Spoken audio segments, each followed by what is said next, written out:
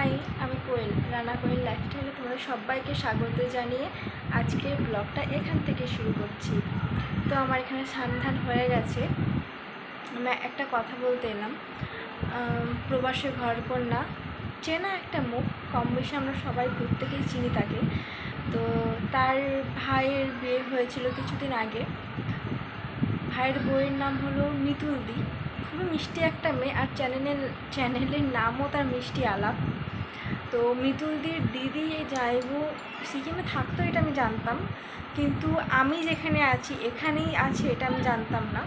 তো মিতুলদি রিসেন্ট এখন সিকিমে এসছে। আমি মিতুলদির একটা ভিডিওতে দেখলাম রংপুর ফিল্ড, তখন আমি ভাবছি আরে এটা তো রংপুর ফিল্ড, আমি তো এখানেই থাকি। তারপর আমি মিতুলদিকে একটা কমেন্ট করি যে তুমি কোথায় আছো, কোথায় তোমার দিদির বাড়ি, আমি তোমার সঙ্গে দেখা করতে চাই। তো মিতুলদি আমাকে বলে যে আইবিএমের এখানে। তো আইবিএমে আমিও থাকি। তারপরে দিদি জাইবুর যে রুমটা দেখায়, বিল্ডিংটা যে বিল্ডিংয়ে আছে ওরা, সেটা আমাকে দেখায়। আমি বারবার দেখতে থাকি যে এটা কোন জায়গায় হতে পারে, কোন জায়গায় হতে পারে, কারণ এখানে সরু গলির মতো চারিদিকেই, মানে দুই দিকেই ছতলা বিল্ডিং, শুধু কালারের ডিফারেন্ট, নইলে সবই এক, ছতলা বিল্ডিং একই ধাঁচের পুরোপুরি। তো আমি বারবার বুঝতে পারছিলাম না যে কোন গলি। তো আমি বারবার ভিডিওটা দেখতে থাকি। তারপরে কুন্তল অফিস থেকে আসার পর আমি ওকেও দেখাই। তো ও আমাকে মানে কনফার্ম করে যে ওই গলিটা কোন গলিটা। তারপরে আমি ভাবছিলাম যে দেখা করতে যাব, তারপরে দেখছি না, ওরা ঘুরতে এসছে, এখানে ওখানে সেখানে ঘুরছে। কালকে ব্লগটা দিয়েছে, হয়তো গেছিলো পরশু দিন। তো ব্লগে আমি দেখলাম মিতুলদিরা গেছে গ্যাংটক। তো আজকেও নিশ্চয়ই কোথাও যাবে, বা আদৌ সিকিমে আছে কি না, তার জন্য রুমে যাওয়া হয়নি ওদের।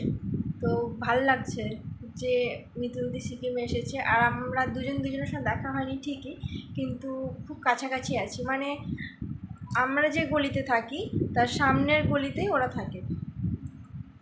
তো এই হলো। আর আজকের ওয়েদারটা জাস্ট দেখার মতো, মেঘলা মেঘলা। এক সপ্তাহ থেকে কি হয়েছিল জানি না, বৃষ্টি হয়নি, শুধুই রোদ আর রোদ। আর এখানে তো দিনের বেলা রোদ হয়, রাতের বেলা বৃষ্টি হয়, কিন্তু জানি না কি হয়ে গেছিলো, শুধুই রোদ ছিল আর প্রচণ্ড গরম ছিল। পাহাড়ের গরমটা অন্য লেভেলের, কারণ চারিদিকে পাহাড়, আর পাহাড় তো পাথর, তাই না? পাথর গরম হলে তো বুঝতেই পারছো যে কেমন তার গরমটা হতে পারে। কিন্তু হ্যাঁ, পাথরের ঠান্ডাটা হতে বেশি টাইম লাগে না যদি বৃষ্টি হয় রাতের দিকে। তো এখানে এটাই নিয়ম, দিনের বেলা রোদ হবে আর রাতের বেলা বৃষ্টি। কিন্তু জানি না এক সপ্তাহ থেকে কি হয়ে গেছিলো, তো দুদিন থেকে বৃষ্টি হচ্ছে, একটা শান্তি। চলো তোমাদের বাইরের ওয়েদারটা একবার দেখাই। ওয়েদার দেখানোর আগে ভাবলাম আমি গোপু মহারাজকে একবার দেখাই তোমাদেরকে। তো গোপু সোনার এখানে সন্ধান হয়ে গেছে, আমি পুজোও দিয়ে নিয়েছি। তো চলো এবার তোমাদেরকে আকাশের ওয়েদারটা দেখাই।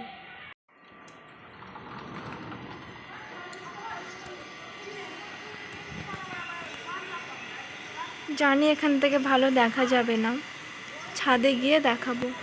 আর ওই দেখো আমাদের জামা কাপড় দেওয়া আছে, দেখতে পাওয়া যায় না রে, দেখা যাচ্ছে না, পরে দেখাবো তোমাদেরকে। এই কারি পাতার গাছ, আমি একটা ভিডিওতে দেখছিলাম যে কারি পাতার গাছ নাকি 3 ফুটের লম্বা হলে ঘরে রাখাটা ঠিক না।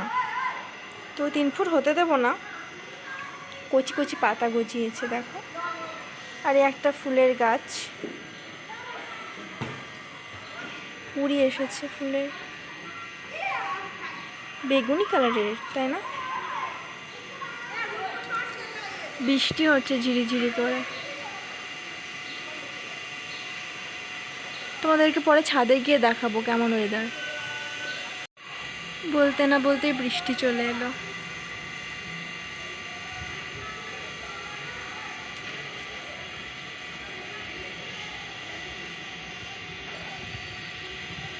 আমি তোমাদেরকে বলছিলাম না যে মিডিলে গলি আর চারিদিকে এরকম, মানে দুই দিকে এরকম সারি সারি রুম।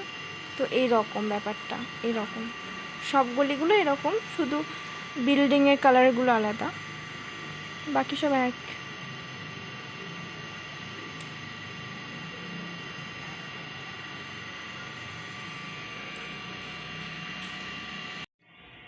আন্টি সকালবেলায় আমার কাছ থেকে কারি পাতা নিয়ে গেছিলো, নিয়ে যাওয়ার পর এই যে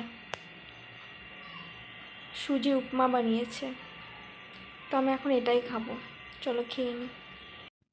কুন্তল অফিস থেকে আসার পর আমরা ছাদে গেছিলাম বৃষ্টি থামার পরে। তো আকাশটা কত সুন্দর লাগছে দেখতে। তারপর আমরা নিচে চলে আসি, আর কুন্তলে প্রচণ্ড খিদে পেয়েছিল, তার জন্যে আমি মুড়ি মাখছিলাম, ও সন্ধে দিচ্ছিল। তো এটা আমরা প্রত্যেকবারের জন্য বাঙালি দোকান থেকে সিঙ্গারা আনি, কিন্তু কুন্তলের কি মনে হয়েছে যে উড়িয়ার দোকানের সিঙ্গারা খাবে, তো নিয়ে এসছে। যেমন দেখতে জঘন্য তেমন খেতেও জঘন্য, কিছু নেই, শুধু গোটা গোটা মটর আর চোকা সমেত কুচি কুচি আলু, মানে কোনো টেস্টই নেই, পুরো বেকার।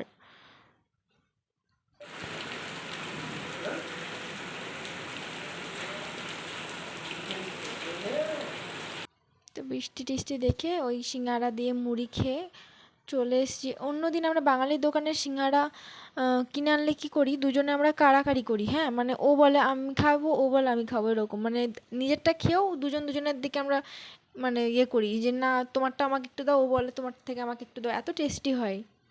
আর এটা তো একদম জঘন্য ছিল খেতে, কিছু করার নেই, কিন্তু বাঙালির দোকানেই খাবো, বাঙালির মতো টেস্ট কেউ আনতে পারে না। আমি তো এখানে এসে প্রত্যেকের হাতে রান্না খেয়েছি, বাঙালির রান্না, কোনো কথা হবে না।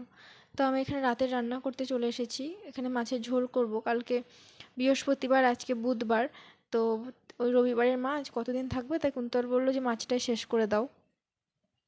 তো মাছে হলুদ টলুদ মাখিয়ে, হলুদ একটু নুন মাখিয়ে আমি এখানে ভাজতে দিয়ে দিলাম।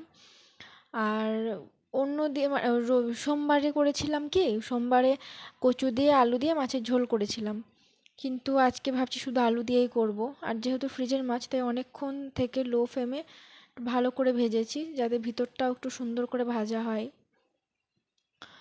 তো আমার মনে হচ্ছে যেন একটু বেশি ভাজা হয়ে গেছে, এখানকার মাছগুলো না এরকমই।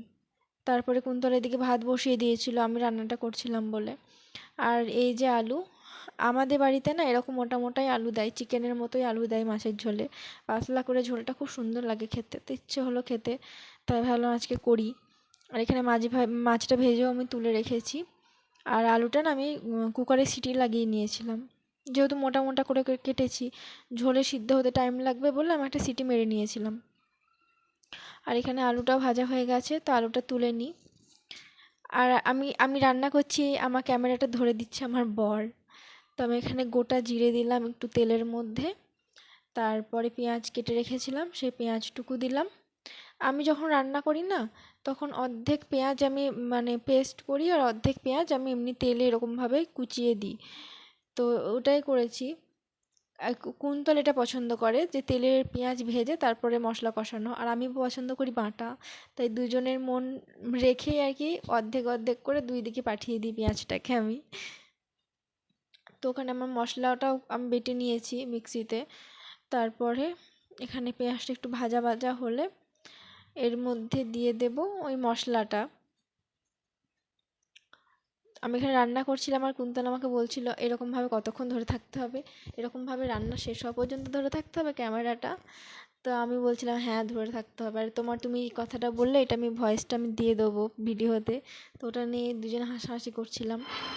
আর কাঁচা লঙ্কা যেহেতু খাই আমরা, তাই একটু সবুজ সবুজ লাগছিলো পেস্টটা। তো আমার এখানে কষানো হয়ে গেছে, আর বেশি আলু দিইনি, বেশি ঝোলও করবো না। মাছটা আমি পছন্দই করি না, কারণ হলো সিকিমের মাছ, বরফ দেওয়া পুরো, তবেকার মাছ তার নেই কোনো ঠিক। তো কুন্তল খাবে 2 পিস আর আমি খাবো 1 পিস। আর এখানে অল্প কটাই আলু দিয়েছি, যেহেতু দুজনের রাতে হয়ে যাবে, খুব একটা লাগে না। দিনের থেকে না রাতে এমনিতে একটু খাবার কমই খাওয়া হয়।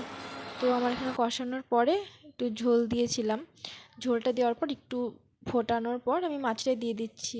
আর এখানকার মাছ না বেশিক্ষণ ফোটানো যায় না, কেমন জানি ভ্যাদ ভেদে টাইপের হয়ে যায়। তো দিয়ে সঙ্গে সঙ্গে নামিয়ে রাখবো, ওর ঝোল যে গরম আছে ওরতেই মাছের ভিতরে রসটা ঢুকে যাবে। আর এই যে আমাদের গরম গরম ভাত এটা কুন্তল দেখাচ্ছিল ভাতটা, আমি ক্যামেরা করছিলাম।